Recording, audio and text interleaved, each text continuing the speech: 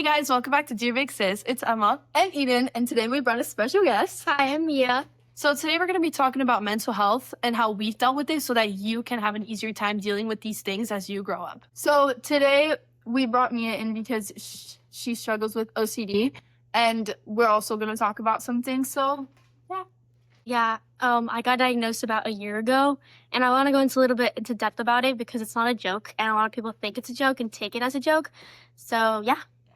Let's get started, guys. okay, so first, what is your definition of OCD? Okay, so OCD stands for obsessive compulsive disorder, and OCD is perceived to be the perfectionist disorder. And what people with OCD don't really like is because there's individuals that are like, oh my God, my OCD, my room has to be 100% clean, my OCD, which is really, really rude to people that actually have the condition because they don't know how it is to actually deal with it. You basically have obsessive thoughts that will ruin absolutely every perception of what you have in aspects of relationships, personal life, friendships, absolutely everything. An example of it would be let's say I was wearing a shirt one day and I had a very, very bad day while wearing that shirt. And then the next day, or a couple weeks later, I go through my closet and I'm like, oh, this is a cute shirt. But then in my mind is like, no, you can't wear that shirt. If you wear that shirt, something bad's going to happen. You're going to die. It literally goes to that extent. As much as you don't want it to affect you, it does. And you don't wear that shirt ever again.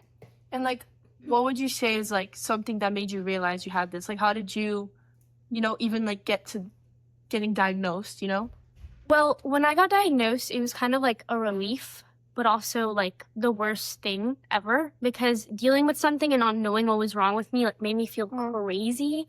And when I got diagnosed, it was kind of I'm not crazy. I have something that a bunch of other people have, and there's treatment for it or whatever. But what led up to that is I didn't know what OCD was before, so I would literally think I was crazy. Why am I overthinking so much about everything? Why do I have to tap on my screen 3 times? Because if I don't, I'm gonna get an F. Stuff like that. Why do I have such obsessive thoughts over nothing that aren't going to impact my life? And then once I started explaining that to my therapist, she was like, oh, this is OCD. So it can get to even the smallest details, the smallest little things that someone would even think about will affect it. My biggest one is death. If someone jokes about death, oh my God, you're going to die. I'm don't play with that. That my brain will go into panic mode and it'll literally convince me that I'm going to die. Yeah. So what's what would you say is the biggest thing it affects? Obviously it does affect a lot, but the thing that irks you the most? My relationship, 100%. What about it? Let's say my boyfriend gives me a tone one day, or he's not as enthusiastic, or maybe he gives me a little bit of attitude, or he corrects me and then I automatically think I'm annoying him. That makes me come to the conclusion, oh my God, he wants to end it. He wants to break up with me. He doesn't love me anymore. He thinks I'm ugly. There's remedies for that, which is reassurance. And that reassurance helps me, but it's kind of like a Band-Aid. It helps it, but then it repeats the cycle. The reassurance, I need it more and more and more and more for me to feel better, but it also makes me feel worse at the same time at the end. You know what I mean? Yeah. What would you say is as someone who struggles with it, what besides reassurance does help the most, yourself, that you can do? You know what I mean? Honestly, exposure, probably, which hurts so much to do because it literally fries my brain because it makes it 10 times worse. But exposing yourself to the obsessive thought, let's say the shirt analogy that I did, if I wear that shirt, I'm ending the obsessive thought and I'm fighting against it, Mm-hmm. But again, there's nothing that someone will say to make me feel better. For example, relationship-wise, once I texted you about it and you were oh, no, girl, he's obsessed with you, you don't have to worry. That helps me for a minute. But then again, I go back to zero. Yeah. Because it's so it's not something that I can talk to my friends about or my boyfriend about. It's it's a battle against me and myself. What would you say is one thing that lets you relieve that? It could be an activity or something that gets you your mind off of. Probably hanging out with my friends or listening to music or doing homework. Actually, doing homework helps me so much. And that's the main reason why I'm locked in school is because I'll have an obsessive thought, for example, in my relationship or let's say the shirt thing. I'll do my homework and that completely distracts me because it's something that I have to get done, you know? Mhm. But also distracting yourself from the problem is not good either. Yeah, Because you're running away from it. you have to learn what's good for you and what's like, if it's like pulling you down that much, you have to push yourself to deal with that situation, because otherwise you're just gonna get into a deeper and a darker place. Yeah. For me, it's like being obsessed with the future of my relationship. Like, Mm-hmm. that impacts it so much. Like, yeah. I will be looking like 7 months forward where I don't need to be looking like can I curse? Yeah. Okay. Like fuck. Like genuinely, like I don't know what's gonna happen, and I hate that I don't know what's gonna happen. I have those thoughts, obviously, of like you like the future, and it's like scary, especially because like long distance is like around the corner with college.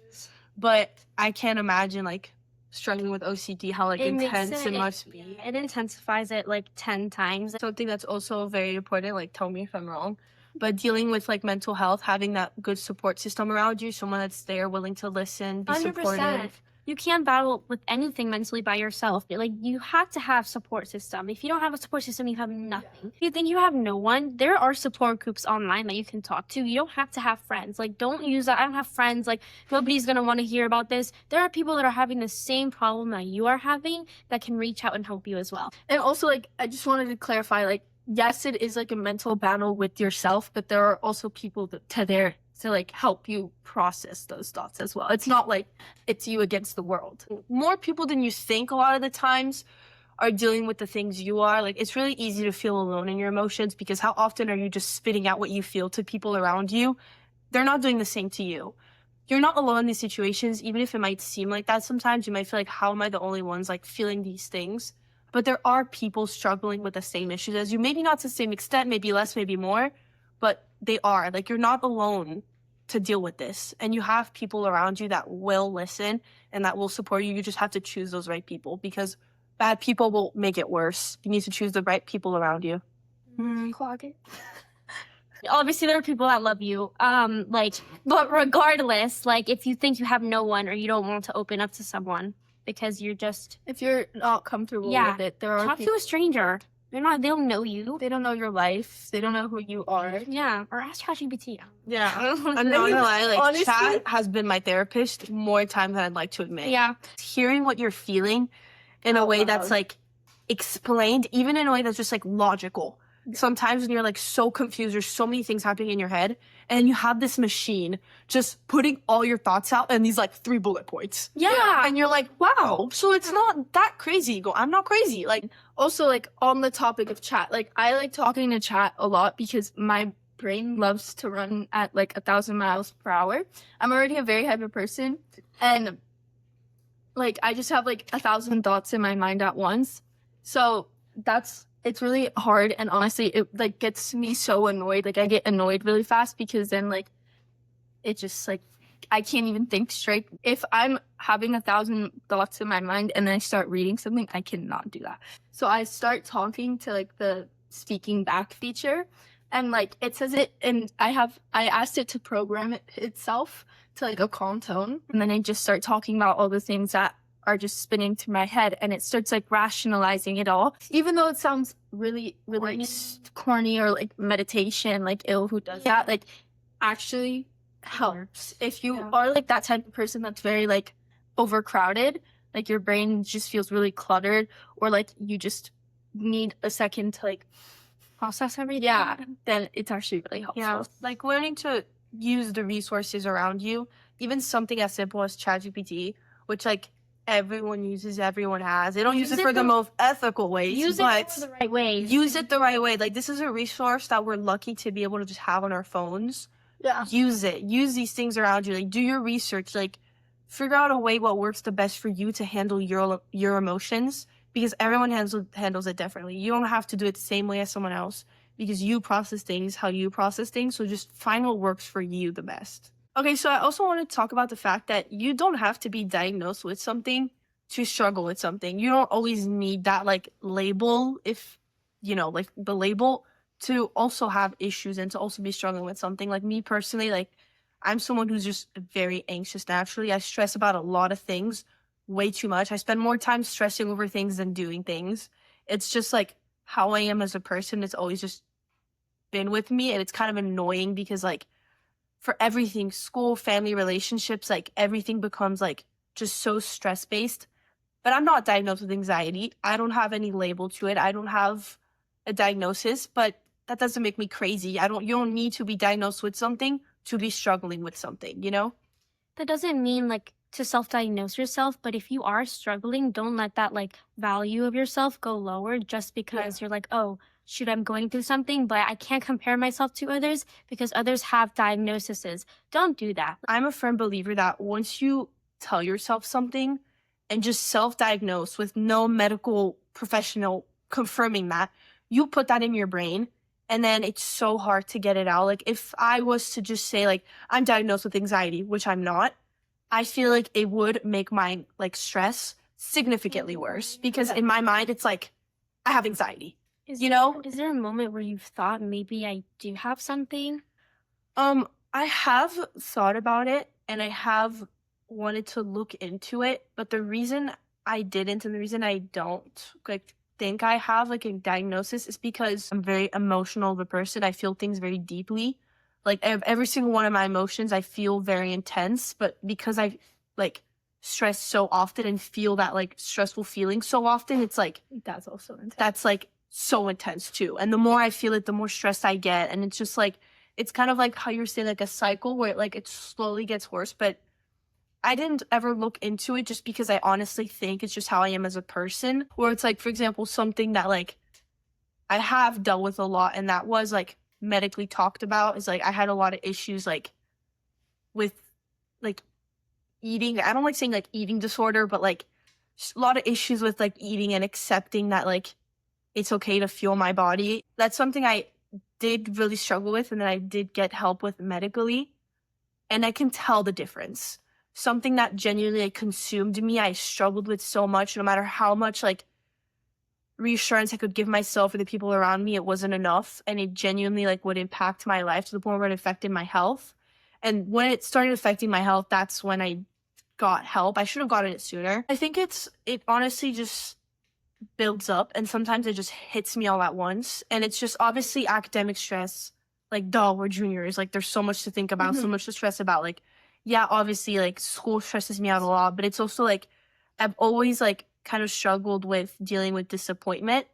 And that is probably the thing that stresses me out the most. Because if I disappoint someone around me, the anxiety I feel is so intense. And, like, I disappoint myself with a grade, or I disappoint my family because I did something that was wrong, or disappoint, like, my boyfriend in our relationship. Like, that's what really brings, like, an amount of anxiety because I kind of have this, like, perfectionist thing in my brain where I need to be very well-rounded and perfect all the time, which is obviously impossible, you know? And it just, like, that I think is what brings me the most stress, this idea that I cannot be perfect and I will fail at times and I will disappoint people around me.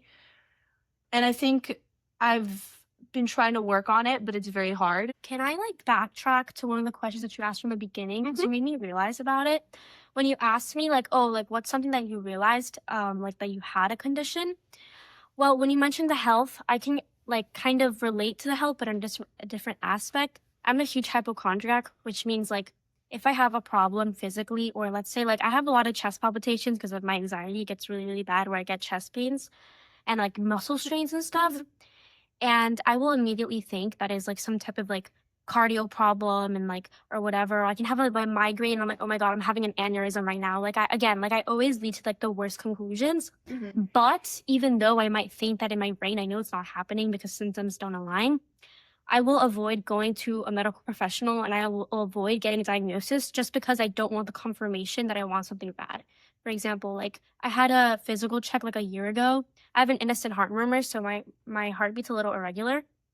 And my doctor's like, nothing's wrong, but you should go to a cardiologist just in case to check it out. I have avoided making an appointment for about 2 years because I do not want to know if anything is wrong with me, you know, which is terrible because obviously if there's something wrong, might as well catch it when it's early. So I'm rather okay not knowing than knowing. Yeah. Is that why you like really like bio and like you want to do something in like medical?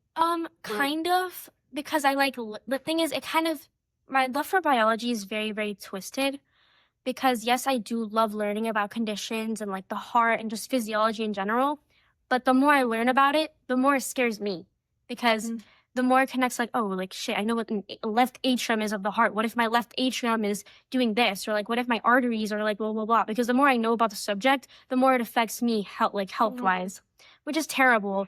And I know if I go into nursing or, like, medicine, it's going to worsen. But I just want to, I want to help people so bad in that way that I'm just going to have to fight it out. But I don't care. Like, I will deal with the mental side because I just love the physical aspect of helping, like, people medically so much that, like, as much as it sucks, I'm not gonna just let something in my mind affect me from doing what I love, you know? Yeah, of course. Yeah, I see that. And like you brought up, well, not brought up, but I also like know that you have like a therapist. Like, how is that? Like, how's that helped you? But also in the sense that like, how has it helped you in a difference from like being able to talk to your friends about this stuff versus like an actual therapist? Well, I'm not in therapy anymore because I had to cut it off because I don't have time for it with like IB and like job and like everything.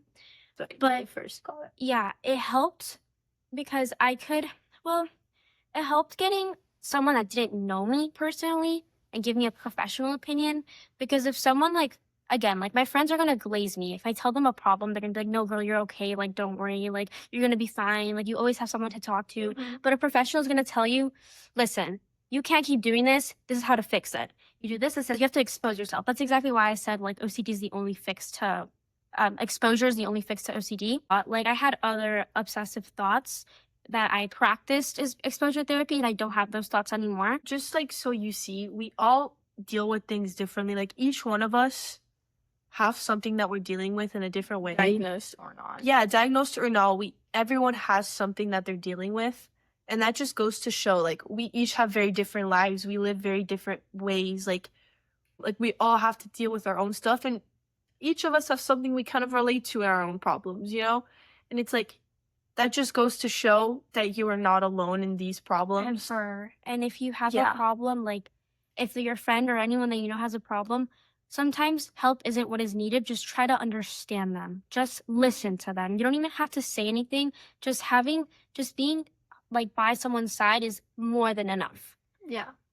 And also don't do yourself like a bad thing and like go and compare yourself to other people, because like either way, like you like might meet somebody else that's also like diagnosed with OCD, but like it doesn't have to be the same exact things that you obsess about. You're not doing anything good for yourself. You're not doing yourself a favor. You're actually hurting yourself more than you even think. Like, even though, yeah, in the moment it might push you to do more, you're also going to exhaust yourself because you're trying to live up to expectations that aren't set for you, aren't set for your, like, your standards and for what you can achieve without exhausting yourself. I'm a person, I process things really fast. Like, I rationalize really well, and then I also I've had to force myself in the past to rationalize things. So I've gotten really good at it, and it's not in a point, like at some point I did it in a very unhealthy way where I would just push it back, and then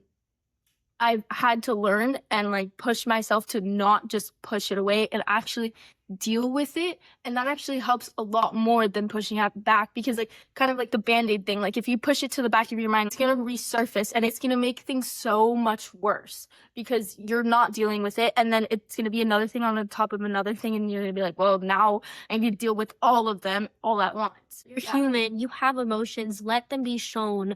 Doesn't mean you have to show them to everyone, but at least process them. Because if not, you're never going to move on from absolutely any like negative thing in your life. Like you have to get over it by processing it.